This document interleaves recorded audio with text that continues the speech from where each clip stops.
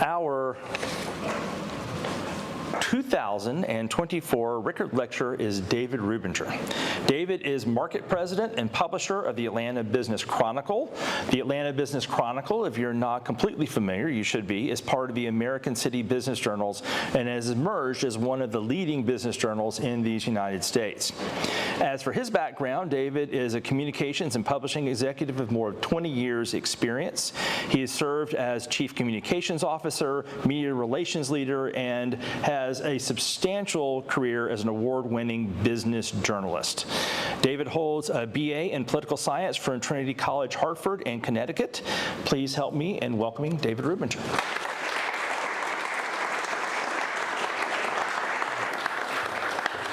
Thank you, Stephen. This is fun. This is special for me.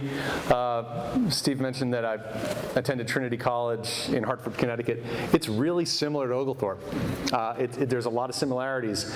It was a small college in a big city.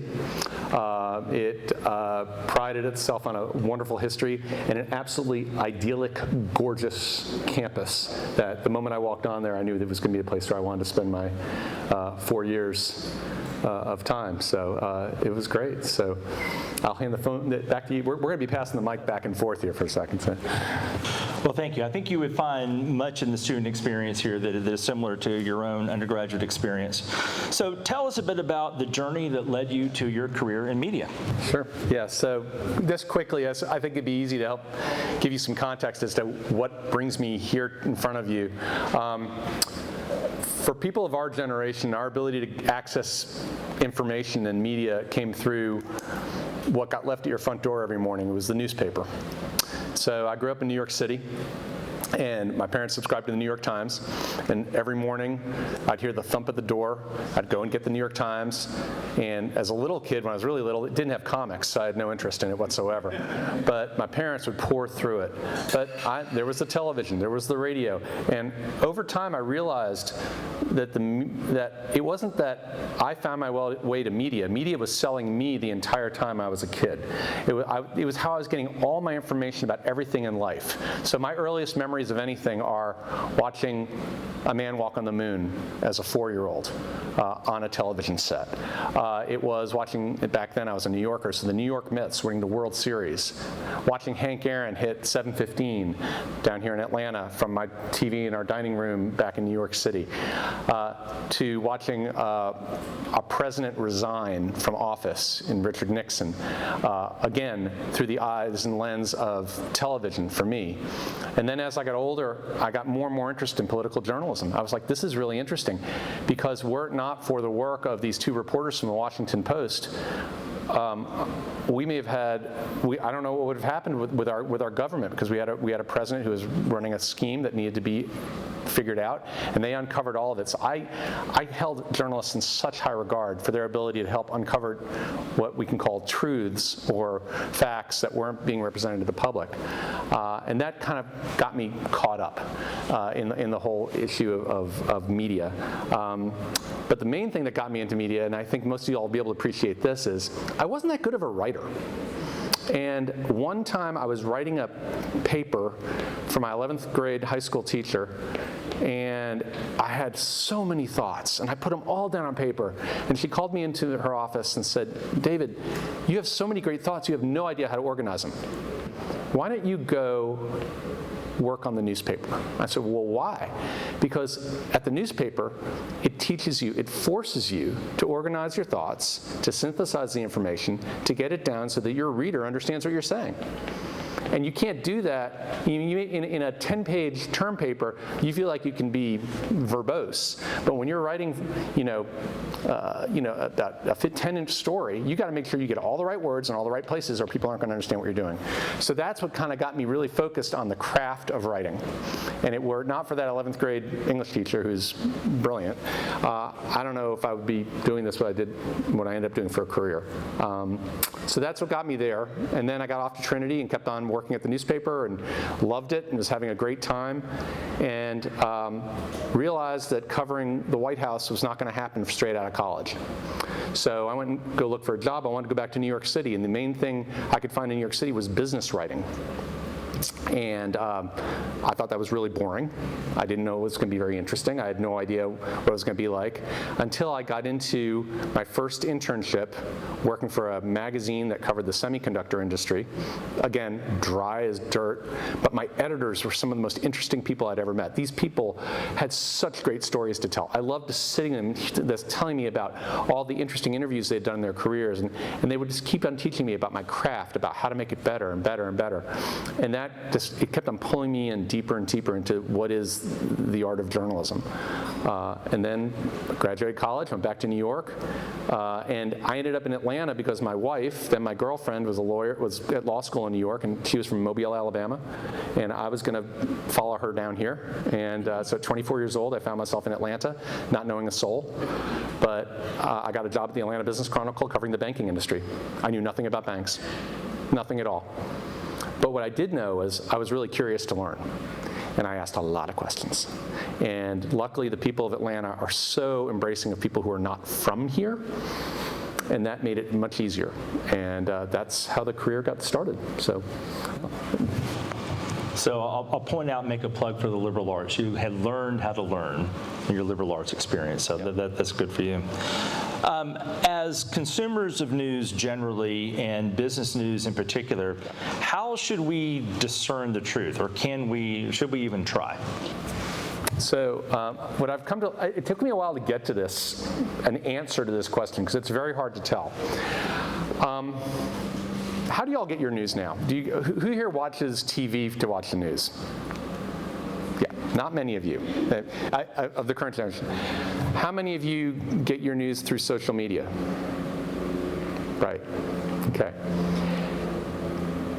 Do you get it pretty much from one platform, or do you use multiple platforms? One platform, but so more multiple platforms, maybe different things. Well, if that's the case, if you're using social media and using multiple platforms, you are now I appreciate that, because you're a discerning reader, meaning that you're not necessarily being sucked into one platform versus another platform. You're maybe looking at the same news story, and I encourage you to look at it across the entire social, political spectrum. And you need to decide what you think is true or reflects what your values, what your ethics are. Because what's true to me may not be true to you, because that's what human beings do. We could be watching, you could be watching a baseball game, let's say, and you could talk about the team that's hitting is hitting great, and the pitcher, so the team could say, oh, look, that's a great hitting team. Or you could say, well, that pitcher was terrible. Well, which one is it? Well, it depends. It's all in the eye of the beholder. So everything's in the eye of the beholder. So finding truths in journalism is really about, you have to explore it. You have to figure out where you think the truth best lies by continuing to dig and ask questions and determine it. Because there's way too much information out there right now, and it's very hard for any of us to ever discern what is the actual fact that's going on in the situation. So, it's hard to become totally satisfied with what are the true truths. Am I getting there with answering that question? Okay. And in business, luckily, we're presented with fact patterns oftentimes in the case of earnings reports, or we can interview executives and we can get a lot of information. But we don't necessarily, and Glenn, I apologize, we don't always rely on the press release as our be-all and end-all, because a press release that's created by a company is oftentimes something that's crafted in the way the company wants the reader to see it. The journalist on the other side is saying, okay, we'll take those facts as is, but we're going to ask a lot of additional questions, because maybe there's some things there that you didn't want to tell us that we need to uncover so that you, our reader, can understand what's going on. So again, there's no right, there's no wrong, there's no good, there's no evil. There's just different ways to interpret truths. I'll hand it back to you. Well, one of the things that certainly seems to be complicating our ability as consumers of news to discern what is true, especially as we rely upon social media, is the impact of AI. Yep. So from the standpoint of being a journalist, how does AI complicate the media landscape? It certainly complicates higher ed.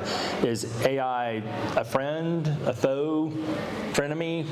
What is AI? It's like anything else. It's it's all on how you use it, right?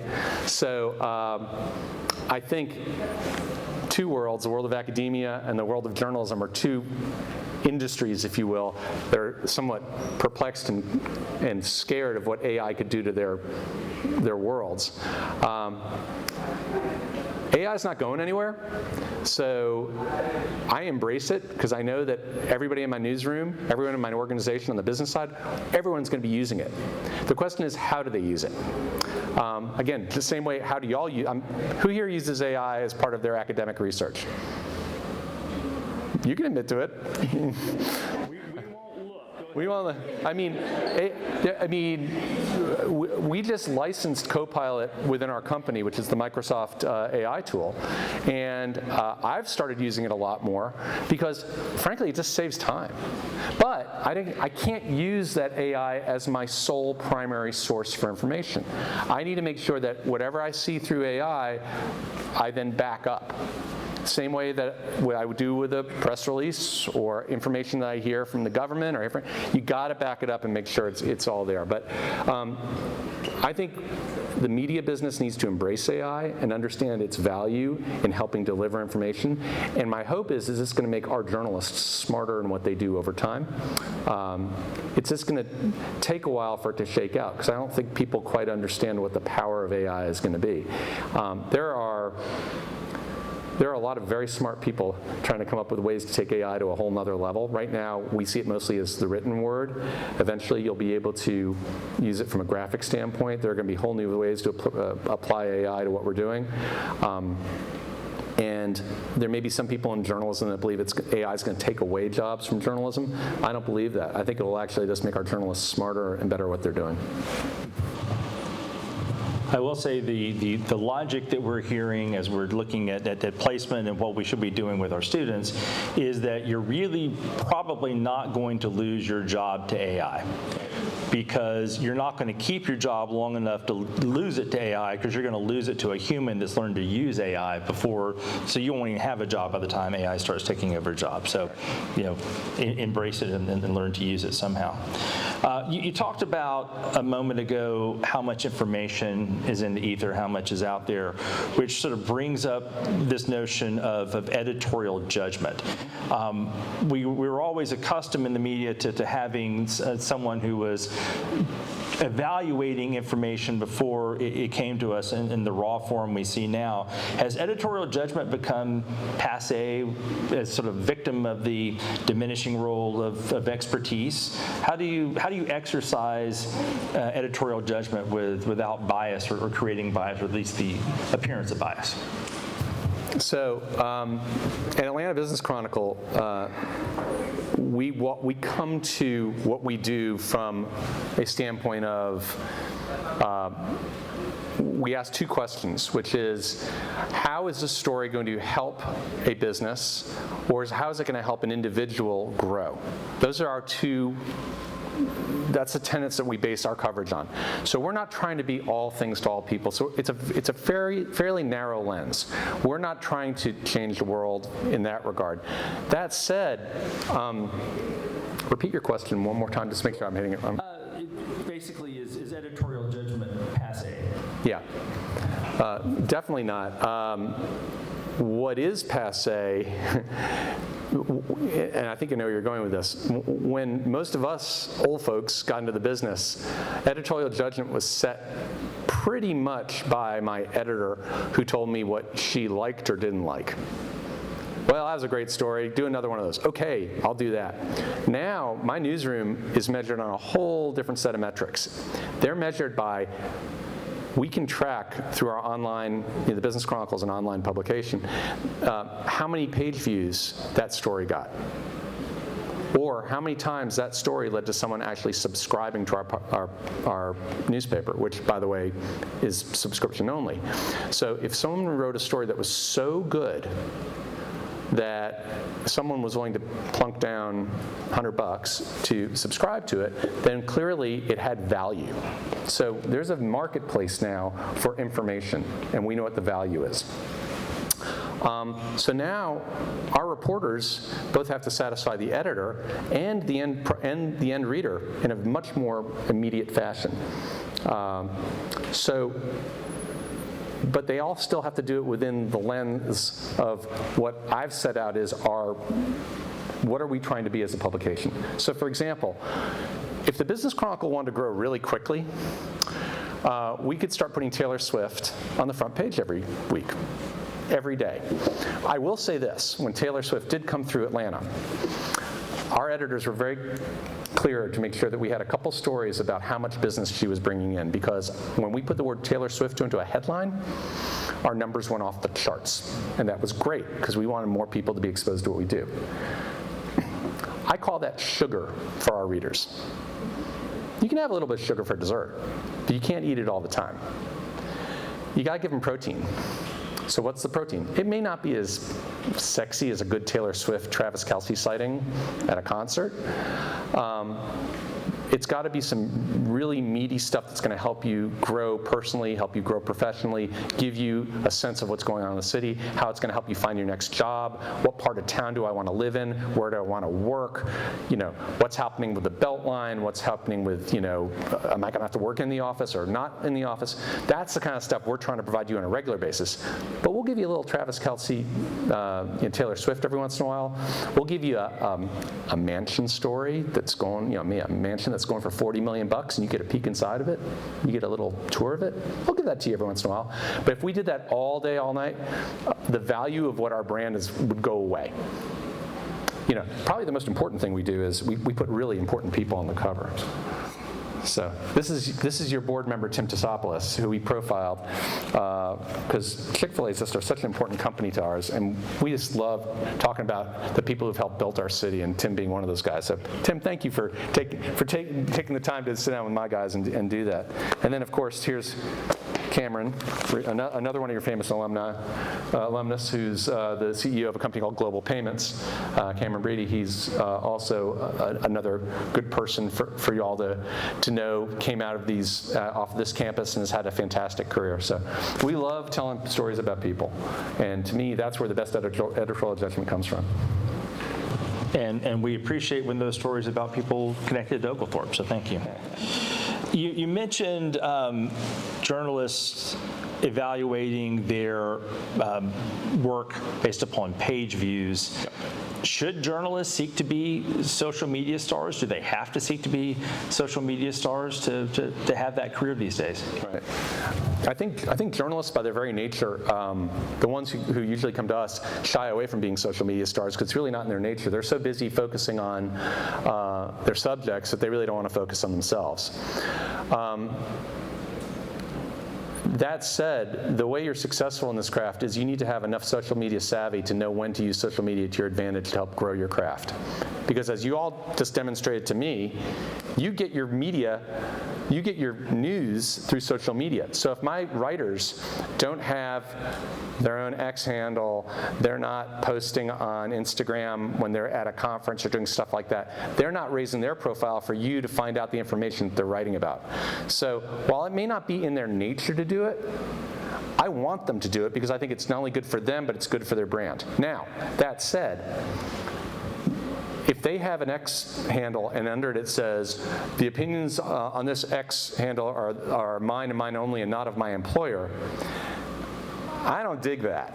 Because I'm sorry, if you're employed by my company, if you say the opinions are of my own, the reader is not going to discern that. They're still going to think, well, that's a reporter for the Atlanta Business Chronicle. Look what they're saying about X, Y, or Z. So I suggest that people who work for us, who are part of our social media, who use social media, should be should be careful to make sure that what they're doing not only represents their own personal brand, but the brand of the company they work for, and it'll help them grow and flourish. And again, some are better than others, again, because it's really not the nature of most journalists. That's just not the way they typically like to play the game. But I believe social media, as again, reflected by an audience, and by the way, I have 4 kids who are all in their 20s. I knew that would be the answer, because that's how they're getting they're not reading my publication. They do it just because I ask them to, but they're not reading it. So I'm trying to find ways to bring them into the fold and learn the important skills, the important tools that we're teaching in the paper. Just as a follow-up to that, would you think the same advice applies to other companies, or is that unique to journalists in terms of how you distinguish between your personal brand on social media and being a representative of your company? That's a really good question. I think it all depends on what your role is within the company. So if you're an external spokesperson for the company and your job is to be in the news for that company, for you to have a separate voice on social media that somehow operates outside the bounds of what your corporate voice is, that's a little tricky. Now, if you're working in a department where you are not considered to be a public spokesperson for that, I think there is a way for you to have your own personal brand represented on social media. I think it has a lot to do with what your job description is. That said, I think you always need to keep in mind that if you do something that's totally exploitative of your employer, and your employer doesn't know about it, you can get yourself in trouble, because it may be a violation of what the rules are with who you're working for. So I would say approach that carefully. Keep in mind, if you like your job and you want to keep your job, keep in mind what the rules of the company are. But no, I think expressing your thoughts on social media is a very powerful tool, and it's how you want to use it. But yeah, if you're in an externally facing role where the reader totally identifies you with your company or your school, you need to make sure that it is that you understand what the ramifications can be if it's interpreted the wrong way. Thank you. So you used the phrase a moment ago, in office and out of office. So it seems to me that both because of your perspective on the entire business community, but also because of the nature of the workforce that you work with, do you have a defined approach or tactics to manage a remote workforce? Yep. So our company does, and then I have my own. Our company, during pandemic, of course, we were all at home. And then managers came back in 3 days a week. And then we asked our employees to come back in 3 days a week. And right now we are at a place where we require all employees to be in 4 days a week with 1 flex day. Why? Well, I'm sorry. When I say in, what I mean is you're either in the office or you're out in the field doing work, but you're not necessarily sitting at home all day if you have so for example, I have a team of 10 salespeople. I don't want them sitting in my office. I also don't want them sitting at home. I want them out talking to clients. So it's not necessarily in office or out of office. It's like, what are you doing? You're getting up and getting dressed in the morning and doing something. The newsroom, though, we're much more focused on having them in the office because it's very much a collaborative environment. I can tell you the only reason why I was able to advance in journalism is because I sat there with my editors and the other writers and learned from them. I couldn't do that from a home office. It doesn't work because it's the only way you get to learn. It's the only way you get invited into a phone. Like when I was a reporter, my editor would call me and say, "Come in here. We're about to have a call," and da da da da. And it would be very spontaneous, and we'd listen in on an interview and talk and learn stuff. If I was at home doing stuff, I wouldn't have learned any of that. And it's what I taught my kids too. We told all of our kids, the moment you can get back to your office, do it. Because they may say you don't have to be in the office, but trust me, you want your bosses to see you. Because that's the only way you're going to learn and grow from them. And you don't want to be stuck in an apartment. It gets kind of lonely. And again, the company may say that's fine, you can do that, but it's very hard to grow in your business that way. Now, we got lucky. The Business Chronicle, we used to be located right down the street here in Buckhead. We were in a big shiny glass office tower that was kind of getting old. Our lease expired during COVID. Someone else wanted to take over our lease, and we were able to build out a brand new, beautiful space right on the Beltline, right across the street from Pond City Market. Well, guess what? People suddenly wanted to be back in the office. We have this beautiful outdoor patio where people can work. We have a kitchen that's always stocked with snacks. It makes it more comfortable. We know that we're competing against someone's own home for comfort.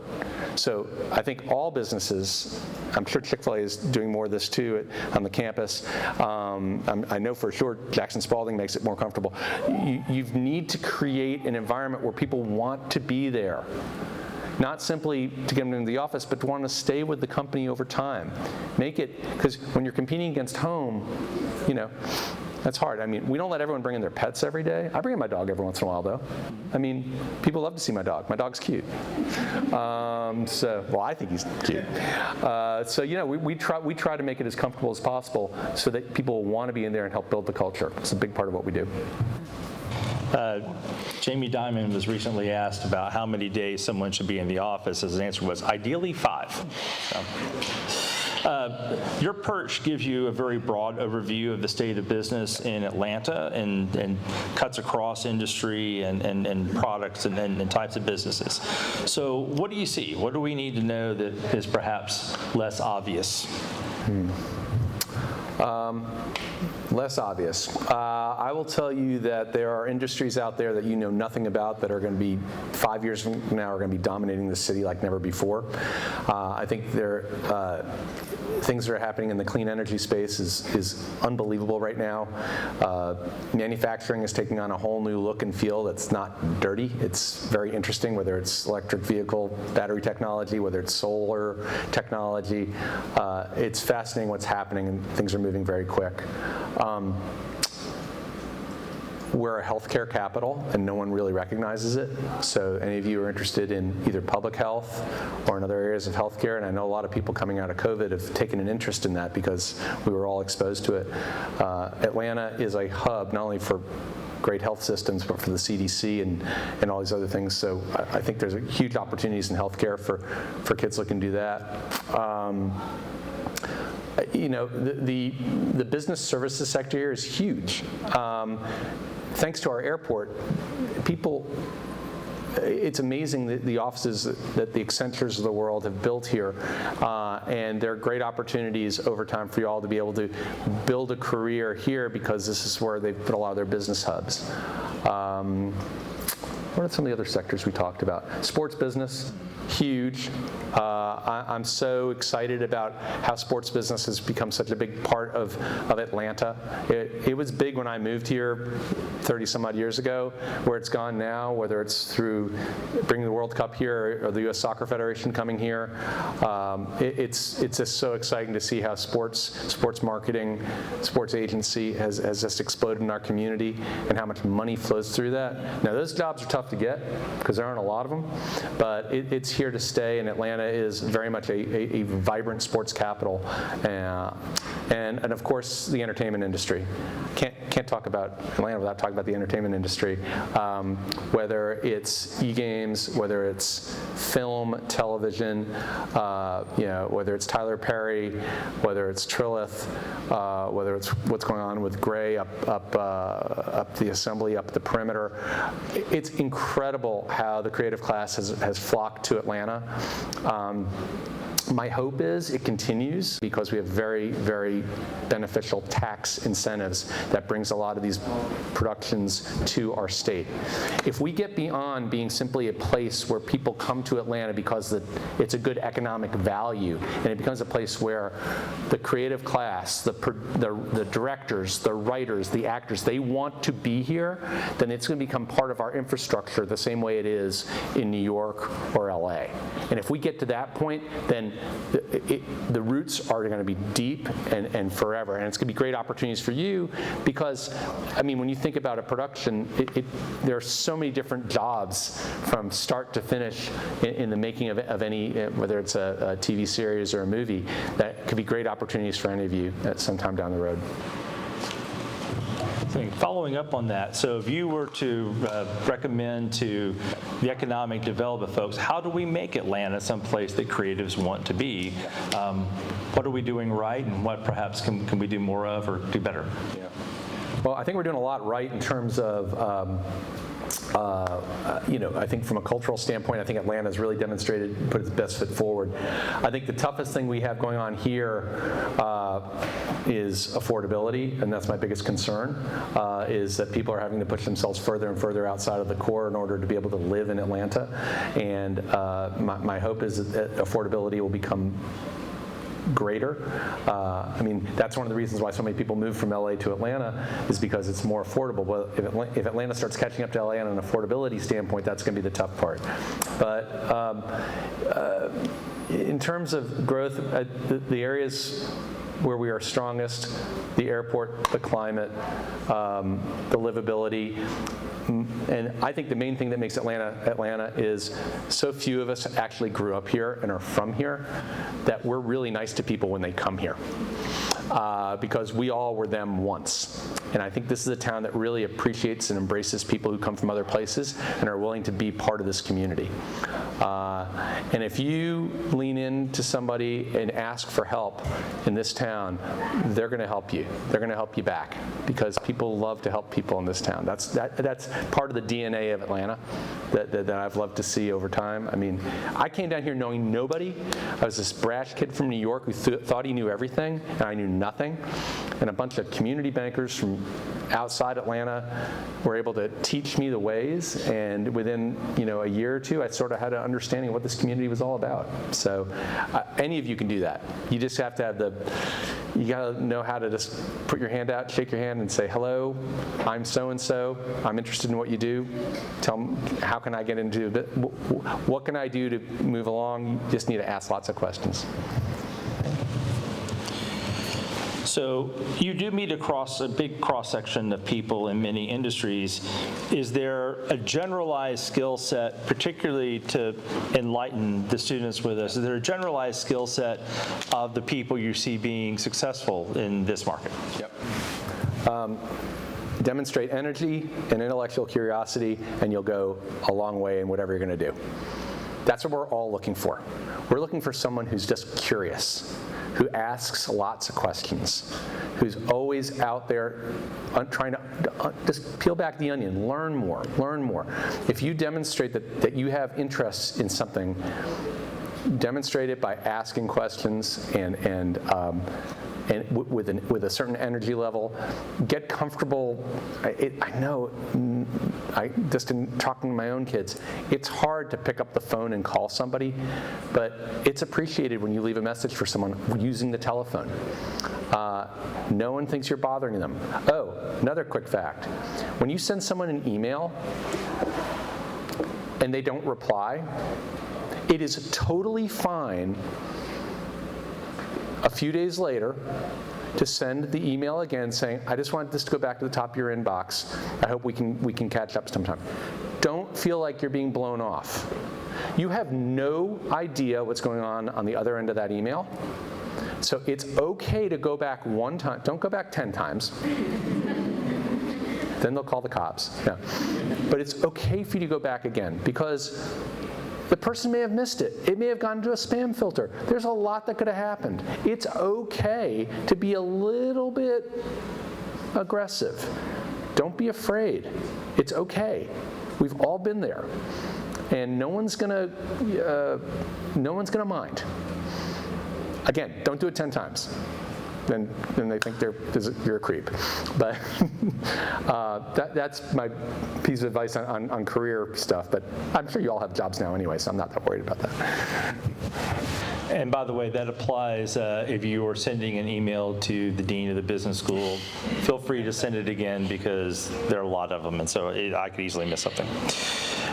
How do you stay current and relevant in your field? And not suggesting that you are old, but you're not straight out of school, and neither am I. So how do you find that it is best to try to stay current and relevant in your field?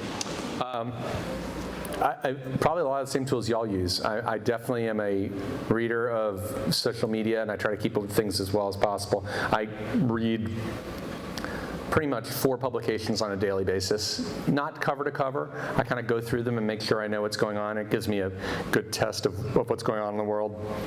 I read the New York Times, the Wall Street Journal, the Atlanta Journal-Constitution, and the last one's typically a wild card. I'll kind of cycle through different publications. I read some of the trade press, but that's really more just to see blocking and tackling of what's going on in other media. Most important thing for me is, since I'm working for a company that operates, there are 42 other people like me in other cities all over the country. I talk to them constantly. I just learn. I say, what are you hearing? What are you learning? What are you hearing? What are you learning? And it's that type of information that I find most valuable, because when I'm able to get on the phone with my peer in Austin, Texas, Phoenix, Arizona, Seattle, Boston, we're able to match up what's going on in our business. And our business is complicated because, unlike Chick-fil-A, our product isn't the same product it was the day it got started. I wish we just made a great chicken sandwich and I could be done with it. But we were a print product relying on printers of newsprint who delivered on a weekly basis through the Postal Service. Well, guess what? Our business model has been turned totally on its ear. We still have a print product that gets delivered by a very poor business partner in the Postal Service, but most of the printers around the country are going out of business. So we're having to consolidate a lot of our printing. So luckily, we have a fantastic printer in Atlanta who prints both for Atlanta and Birmingham, Alabama, and they're not going anywhere.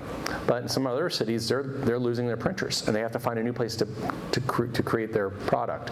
So what I've had to do is figure out a way to find new ways to get our content to people like you online, using social media, using digital channels, getting you to our events, all that, because our print product isn't what it used to be. It doesn't show up in the supermarket like it used to. There's no such thing as a newsstand anymore. So we've had to really pivot our entire business process in a different way. So I'm constantly having to learn a lot. So. Great. Well, would you mind if we take some questions from the audience? Love to hear from y'all. We would love to have questions. If you will shout them out, I will repeat the questions. Yes, ma'am. Since it's known that our attention spans are going down, how has the journalism industry attempted to evolve to fit in? So it has to do with attention span, and how do you react to that when people's attention span, and then I missed the rest. I stopped paying attention, so I didn't hear. So let me just say, y'all have had great. I get to see all of you. Y'all have had great attention spans here, which I really appreciate, because this maybe could be a bit dry. So I'm just glad you've stayed focused on it. So how have we addressed the attention span issue? It really goes to our headline writing. Our ability to write a headline that grabs you and keeps you engaged. Our entire digital platform is built on that framework. Our ability to deliver content now twice a day by email and through breaking news channels. But we got to make sure we're really clever with our headlines, because otherwise you're going to go. You're right. Everyone's attention span is so short. We don't write long form pieces like we used to, because you don't have enough time. We feel like we'll keep someone's attention if our content is good. If our content's not good, they're going to move on to another story. So so it's primarily the way we bring them in through really, really well curated headline writing, which is not easy. It's sort of like copywriting in advertising. You have to make sure you write things that bring the person in, but don't give them too much information, or they won't open up the story in the first place. Other questions? Yes. We spoke about the city of Atlanta and people coming from outside, from places like New York and LA. And that's interesting, because you mentioned that you also wanted the affordability of living to stay at an affordable rate. For someone like me who's born. So transplants and the cost of living, and do we really want all these people not from here moving to Atlanta? So I will tell you, when I was your age, I moved from Hartford, Connecticut back to New York City. You know where I lived? I lived at home. I couldn't afford to move out. That's just the way of the world, the way it was. So the affordable housing issue is very complicated. You have people who own these properties who have to figure out a way to pay for them. In order for them to pay for them based on everything that's going on, whether it's the taxes they have to pay on them or anything else, they have to charge a certain amount to be able to recoup their investment. So the question is, do we get out of the affordable housing crisis through the government subsidizing it? Is it through private philanthropy helping invest in those areas? But again, get back to your core question about what about people who can't. So is your question, what do people who want to move here do if they can't afford to live here? It's more so that people who are born here can't afford to live here. People who are coming from places like that. Got it. So it's people who are born here who want to live here but now can't afford to live here. I don't have an easy answer for that. I think, unfortunately, it may start off with, like my wife and I did, we lived further out into the suburbs when we were younger, and over time we were able to find our way back in as we started making more money, and we were able to find a place now in town. You're not going to see that marketplace flipped on its head. The great thing about it, the other great thing about Atlanta is if you look throughout the 20-county metro, there are wonderful downtowns throughout metro Atlanta. Yeah, it doesn't necessarily keep you right in Inman Park or Grant Park or right on Piedmont Park, but you go up into Norcross or you go up into the town of Marietta, you have beautiful communities. So there are places to live. It's certainly not as cool and maybe not as hip and fun for people your age, but there are places where you can start off and there are opportunities. I look at what the Braves did in building the Battery. And they built all these great apartments where a lot of younger people live now. It's not cheap living, trust me, it's gotten pretty expensive. But it did create a whole new sub-market for younger people to thrive in a sort of fun area out there in Cobb County, which used to not be that much fun. So I think exploring, breaking out of the think that you only can live in town and you'll be happy, you may have to explore some other areas further out, just because you're right, the pricing is hard. Anything else? No. Three parts. Three parts, and you're going to have to remember them because I will not. Yeah. What keeps you up at night? Talk a little bit about your relationship with the other publications around the city, including the AJC. Sure.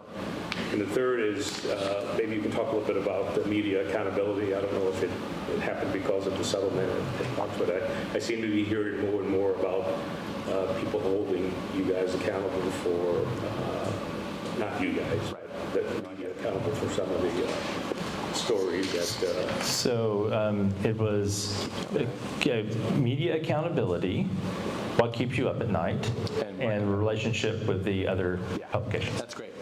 Okay, so what keeps me up at night? What keeps me up at night is, the main thing is I walk into the office every day, I have 35 people, and I'm worried someone's going to come to my office and say they've gotten a job somewhere else. Because replacing somebody right now is so hard in this market. It is a very, very, very competitive time where journalists have a lot of opportunities, especially those who have a few years' experience, to move on to other places, and it's a lot of work to replace somebody. So I hope we do a good enough job to keep them there and keep them happy. So that's what keeps me up at night.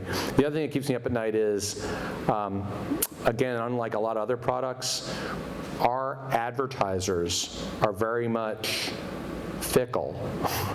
They, on any given day, can decide to stop running advertising with us for whatever reason. It may be that they've decided to take on a new business direction, and they decide, and I have to figure out a way to go out and replace that business, because my bosses they don't want to hear it. They're like, sorry, you just lost a six-figure account? Find another six-figure account. So it puts a lot of pressure on our sales team to make sure that we are keeping our current clients happy and continuing to grow our business. And it's very tricky right now coming out of the pandemic, especially when you consider my competition, and this goes to your third question about how I get along with other publications. When I moved here, a newspaper's competitor was the other newspaper. So back then, I would compete against the Business Chronicle, would compete against the Atlanta Journal-Constitution, Marietta Daily Journal, the other newspapers. Today, my biggest competitor is Google.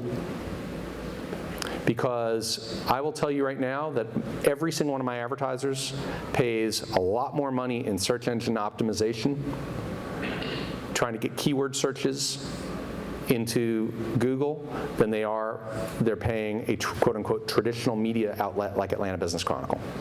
And that's scary because I understand why they're doing it. It makes sense. It makes good sense. So that's a tough part. How I get along, so use the term frenemies before. I am frenemies with every other publication in town, every other outlet in town. We all are in the same boat. We're all dealing with the same issues. I'm quite close with the people of the Journal-Constitution. I really respect what they do. I think it's the hardest job in the world to be a consumer daily newspaper. I am sorry, it is a brutal job because the expectations of what a daily newspaper is supposed to be to a community the size of Atlanta is daunting. I feel like I have a much easier job because I know who I'm writing to. I'm writing to the Atlanta business community. I know who my target audience is. If you ask the AJC who their target audience is, it's scattershot. It's the entire universe here, and it's very hard to then pick and choose how they're going to cover everything. So they've got a very tough job in their hands. But there are also a bunch of other really interesting, cool media outlets around town. I'm a big fan of Rough Draft and Keith Pepper and what he's doing with community journalism. It's a free publication that's in town and in the suburbs. Maria Saporta has the Supporter Report, which is a lot of civic journalism about what's going in community. These are all really important pieces that that's part of the puzzle of what we do. Maria's in your place, isn't she? Not anymore. So. Story for another day, but Maria Saporta was a longtime Journal-Constitution business writer who came to the Business Chronicle, was with us for 10 years, and she had her own newsletter, the Supporter Report, which is still an important part of the scene. She wrote for us and now is focusing exclusively on the Supporter Report. But we've had a long history with all these folks, and we all know each other, and we all respect each other's work. And you'll typically see when the AJC writes about a story that we wrote first, they'll say, as first reported in Business Chronicle, and we'll do the same thing with the AJC. There's no more gamesmanship going on there. We want to make sure there's mutual respect going on across the whole business. Well, the nice thing is that you're in charge of two things that keep you up at night. You know how to keep employees, right? Yeah. You know how to keep clients. I sometimes, yeah. There's employees and clients. Those are the two things. That's my job, is employees and clients. So, Thanks. Thank you. Yeah, go ahead. So what is the most memorable news story that you have ever written that has stuck with you throughout your entire career? Most memorable news story. Can I tell you the one that almost got me fired? So this is a long time ago. There was a company that you guys may or may not know called IBM. IBM was the world's largest computer company. I was covering them as a 23-year-old staff editor at McGraw-Hill News. IBM has a rule that they don't, and Glenn probably has all of his clients say the same thing. They have a policy that they do not comment on rumor or speculation. Okay? And what's meant by that is, if I called in with a question, they wouldn't call back and say, no comment, because that would mean that maybe something's up. Wait, no comment, they're just ducking it. If what you're supposed to put is IBM decline comment, IBM has a policy of no comment or speculation, so they're not addressing your question. So there I am, young brash reporter, I thought I know the world, I'm gonna get everything. And I'm putting out a story, and come to find out there's a delay in the manufacture of one of their, there were these things called mainframe computers back then, and these are the huge behemoth computers that now basically fit into the palm of your hand. But anyway, there was a delay in the manufacture of this, and it was gonna significantly impact IBM's earnings if it did not, this computer did not make it to production. So I go through my normal reporting, I call analysts, I get their comments, and I call IBM, and they say, you know, same old story, same old story. I write the story, and I, in the headline, say IBM had no comment. 15 minutes later, my editor, I was in New York City, but this old guy from Tennessee, he used to cover the Tennessee Valley Authority, he used to be a barnstormer, he was a fascinating guy, chain smoking. I mean, you can just imagine it, right? Calls me in his office, slams the door. He says, I should have your job right now. You should be leaving here right now. You just realized what you wrote went on the wire, made it all the way to Wall Street, and IBM had to put a halt on the trading of their stock because of your comment that they had no comment about the 3090 computer being issued. I thought my career was over. He said, I'm gonna give you one chance. You are never gonna do that again. Yes, sir. I walked out of there. I never made that mistake again. But I'll never forget that story. It was. I think my point to all of y'all is, you're going to make a mistake somewhere along the line. It's not going to be the end of the world. It's going to be probably the best thing that ever happens to you, and you're going to learn from it. I learned my lesson that day from Jim Branscombe, and by the way, Jim Branscombe's wife was a big UPS executive. So anyway, I learned a lot from that moment. So that's my story. Now, I had plenty of fun glitzy interviews too, but I wanted to tell that one because I think that's one that's going to help you all the most.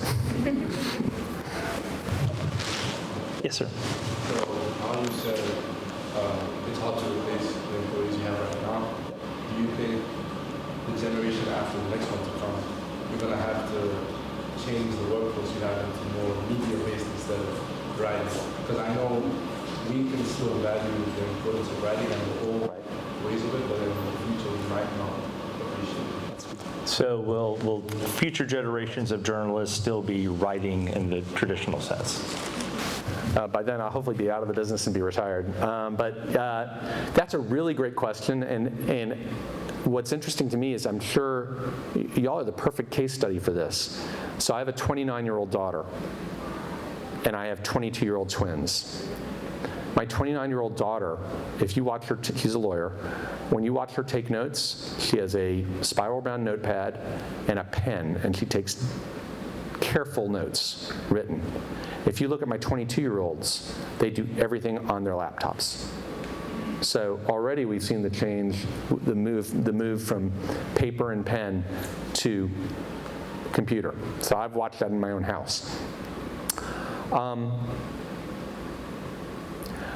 I believe that there's still always going to be that the written word is still going to survive. It's just going to become much more integrated with other types of media. I don't think the written word can go away, because without the written word, it's impossible to communicate the full breadth of a story.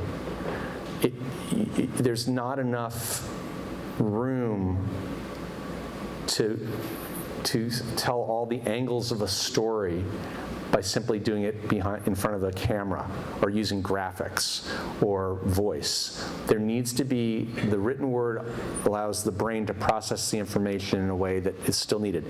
That said, the integration between the written word and the graphics is going to become much more than it is right now. Right now, still writers at the Business Chronicle are writers. I think the next generation of writers, the next generation of journalists are going to come in, and they're going to be equally proficient at graphic design and writing at the same time.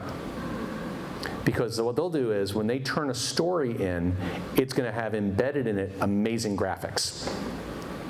That's not happening yet. It's starting to a little bit, but the way it used to work is, reporter would write a story, editor would edit the story, it would go to an artist, the artist would then figure out what kind of art goes in the story. a photograph, a design, a graphic, whatever. Now, the journalist at the outset says, okay, I'm going to do my interviews, and as I'm doing the interviews, I'm going to let AI maybe create a really cool graph based on what I'm doing and have it be designed for me so it can get embedded in the story, so when I turn it in, I'm turning in a complete product. That didn't happen 5 years ago. That's how quickly it's moving. But I don't think the written word is going to go away. So it's going to be important for the Oglethorpes of the world to continue teaching the ways for written communication to be integrated into all that other graphic design piece of stuff. That's my take. I don't know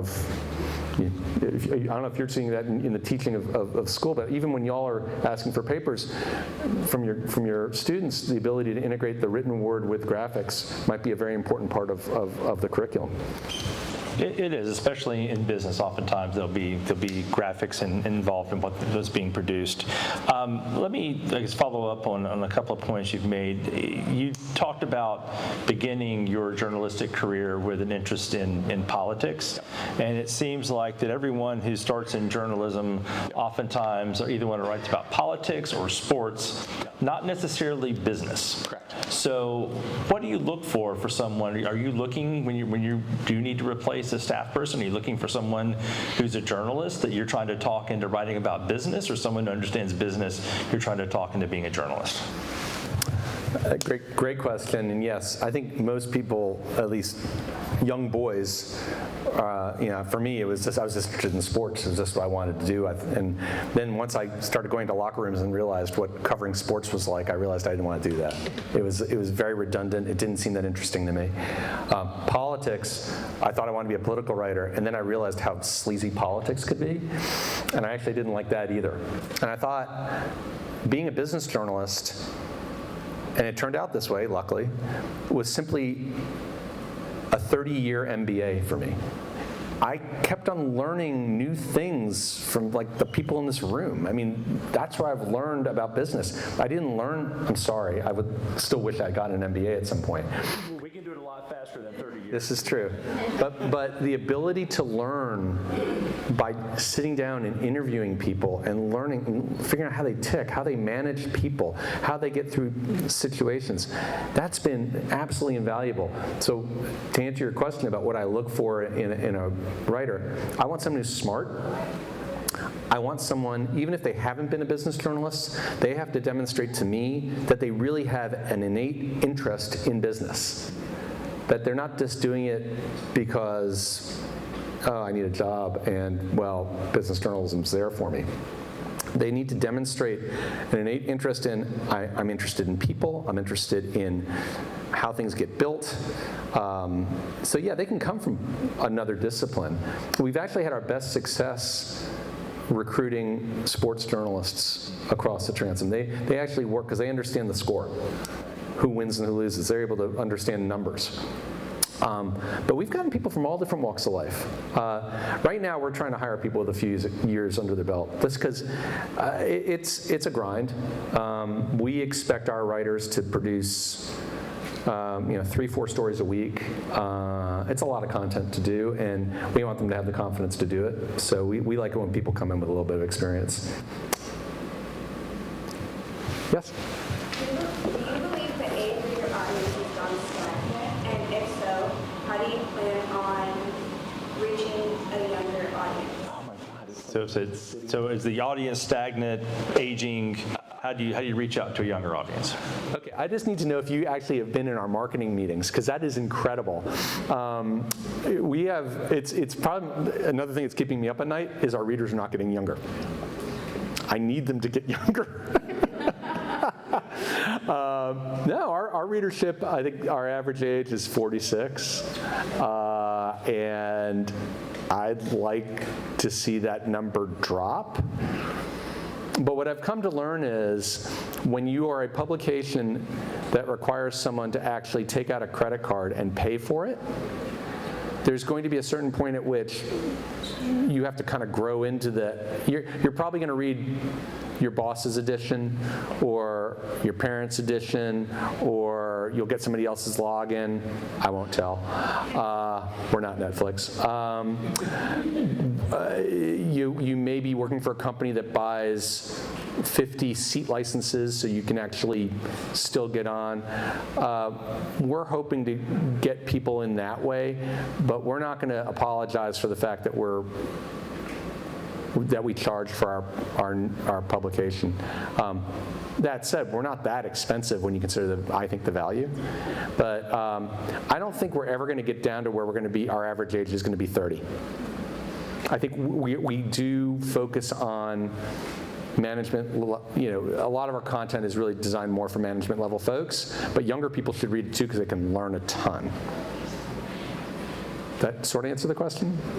I can see the look on your face like maybe I didn't quite hit it. No, it answered it, but I was just thinking, like, if anything, the way that my generation kind of thinks is we're kind of desensitized to a lot of things, and you spoke about like how you sprinkle a little sugar into different areas in order to attract an audience. Right. But I've realized a lot of the times we don't care to read anything unless it's really going to entertain us or give us that shock value. Right. So how do you think that you can continue to grow your age? Like you can grow your age group like that, Yeah. but just a title. Because for me, I've been in certain areas where I'm like trying to read something. The title was amazing, great. The photo that went with the title, amazing, great. I started reading and it was the most boring thing ever. So Right. Right? Yeah. How do you think you can get your age group? Well, yeah, well, first of all, when you write a great headline, you have a great photo, and you have a bad story, you have not delivered on your brand promise to your reader, and you're going to lose that reader forever. And I tell that to my folks all the time. It's sort of like, UPS has a shiny truck, but your package comes all beat up, right? That's not a good thing. I mean, you need to make sure from the start to the finish, it has to work. If it doesn't work, then you're in trouble. But getting the younger reader, we're not going to change who we are just to make our readership younger. Because we know that we do have a really good installed group of readers that we want to continue to satisfy. If we suddenly if there was a lot more shock value and we were just, I'm from New York, so I like talking about the New York Post as my example. If we went all New York Post with our headlines and everything we wrote, we'd lose the Tim Tsouploses as readers. Could be like, well, what happened to the Business Chronicle? It's no longer what I need to kind of get through my day. They've now moved on to trying to satisfy the TMZ generation. We're just not going to do it. It's not worth it. If we want to spin off maybe someday we'll spin off a different, hate to use the word publication, another site that'll focus more on younger audiences. We've sort of done it already. We have something called Inno, which focuses on entrepreneurship and younger people, and it's a much less expensive membership that focuses on the technology community and venture capital, small venture capital startups and things like that. So Inno is an important platform for us. So there's a place for that, but it's a little more narrow, and that's where our younger readership can come into play. But we're not going to apologize for where our brand is, because we think we've been around for 45 years and it's been working pretty good for us, and we don't want to mess it up. So. You're not willing to reconsider the prospect of every article involving Taylor Swift?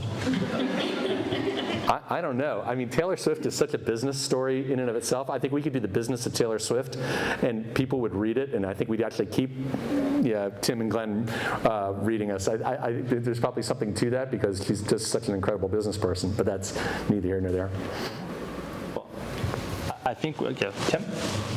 So you gave great advice to a college student or a recent college graduate about getting comfortable with AI, go to work in the office. Absolutely. Any other 2 or 3 top tips for someone entering a career in journalism, communication, media, in addition to those 2? Career tips for new careers. And I also, the other thing I say is don't fear failing. Yeah. Don't fear if you're working at a big company, it may feel weird, but send a note to the boss and introduce yourself, even if you feel like they have no idea who you are. Just say, I'm really happy to be here, thank you. If that boss may then call you back and say, I'd love to take you out for a cup of coffee, or I'd love to talk to you. Don't pass up that opportunity, because every interaction you have in your company is a potential for a door opening. Don't ever, I mean, I think about my life and my career, and I'm trying to not act like I'm 150 years old, but I think about the path I took. The path had all these different exit ramps. And oftentimes it just came down to these happenstance conversations that I had with somebody that took me down a different path, and I learned something.